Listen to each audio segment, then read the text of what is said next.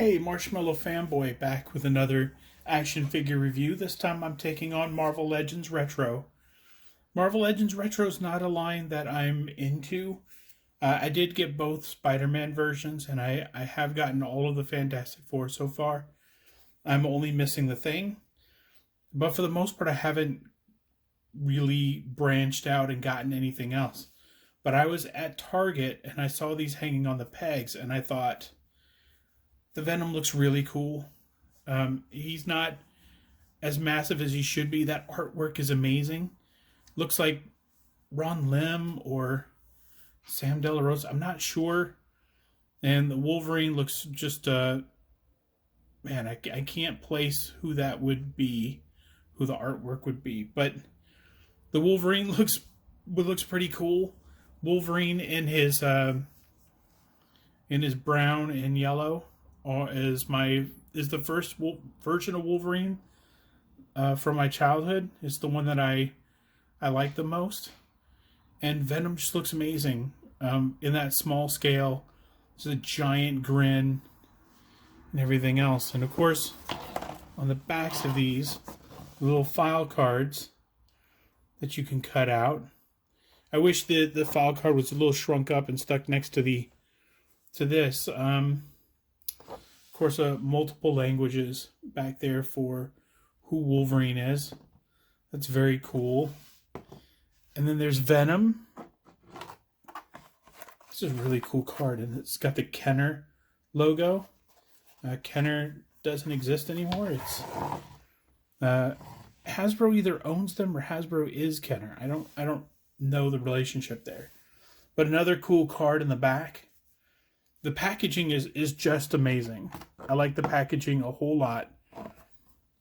But like I said, it's just that I'm collecting so much stuff, so much other stuff that I'm not getting these. Of course, today I couldn't say no. There was only one Venom on the pegs, and there was two Wolverines, and then everything else was plentiful. And I thought I should grab these and take a look at them before they're out, and I'll never see them again.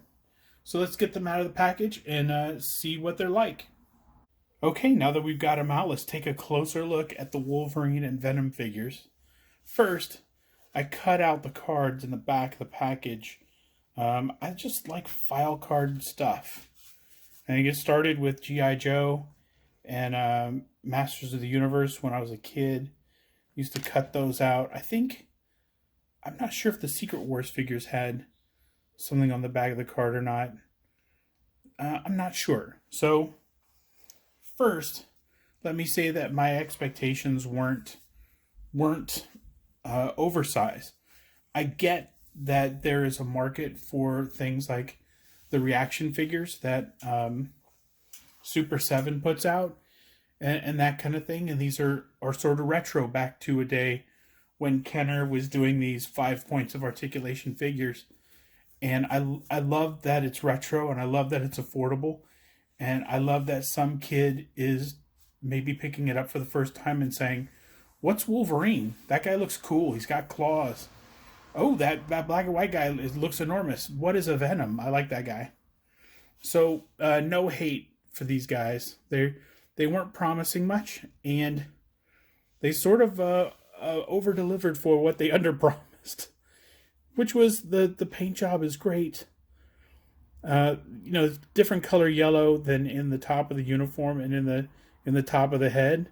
I think the top of the head is the original Wolverines, the blue and yellow Wolverine, and they just did their best with the legs but I wish that everything was this color yellow. I said it over-delivered, and now I'm wondering what I meant by that. Because the first thing I noticed is the colors are a little weird. Also, I don't know if the whole back was brown. It seemed like there was a design on it seemed like the cuts here were the same as the cuts here. It looks like they sort of take a shortcut on that. The claws, pretty reasonable for what you're getting. With Marvel Legends, the claws are flexible like this too. And often when you open them, one of the claws is just like that, and two of the claws are just close together for no apparent reason. It's hard to get perfect claws, but the way that it was packaged in sort of a clamshell, and it wasn't being held down by 1,000 ties or anything, yeah, it got pretty good. Also, the legs moved to about there, so not a lot of articulation with the articulation we do have. Arms go all the way around. The head just goes back and forth, but for what you get, like, that's not a bad deal. He's short. I don't know how he measures up to a regular Marvel Legends retro figure, but that's a good size for this Wolverine to be. Venom, the color is consistent. I like the kind of the off-white for the teeth. It's not the gleaming white of the eyes or the insignia or the patches on the back. I love the spiders on the back as well as the front, and not just a plain white back. Wolverine. But this figure bends. Oh, he sits all the way down. That's kind of neat. Oh, you can't do this. Yes, I can, Bob. Looks like I can't. Sit side by side. Venom at least gets 90 degrees. Arms go all the way around. The head goes left and right. And yeah, that's a really good likeness for Venom. Very, very creepy. He keeps that creep factor with the look on his face. But the Wolverine, I don't know if you can see the expression real well. It's kind of got like he should be chomping on a cigar with sort of his teeth showing.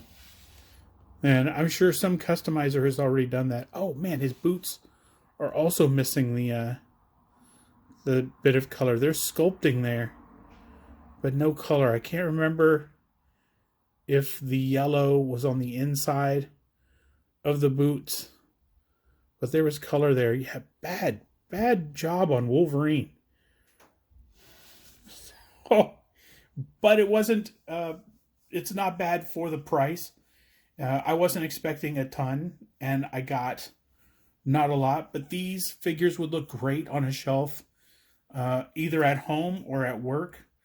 It's also great if you have kids. These claws are not going to hurt any kids, and each figure came with some legal documents that probably essentially say don't eat it. It's probably not good for anybody to eat. And that's it. Yeah, they're pretty simple, straightforward figures. I'm happy that I got them. I suggest that to keep them nice, because they're small, you could put them in a Ziploc bag or something else. But just keep the packages that they came in and put them right back in there, and then put them in the Ziploc bag inside of these, just to keep things like the claws straight and the paint nice. Or in Wolverine's case, keep the paint looking super weird. And yeah, the gold buckle came out nice. It's just a weird hit. They're like, let's do a gold buckle, and maybe people will ignore the boots and the weird off yellow stuff. So yeah, that's it. These are good additions to my collection. They don't really fit into a theme, although Venom fits with both of the Spider-Men. Wolverine is now sort of orphaned. He's my only X-Men figure in this line, and I think that he will. No, that's wrong. I have Iceman. I have Iceman, so he'll join Iceman on the shelf.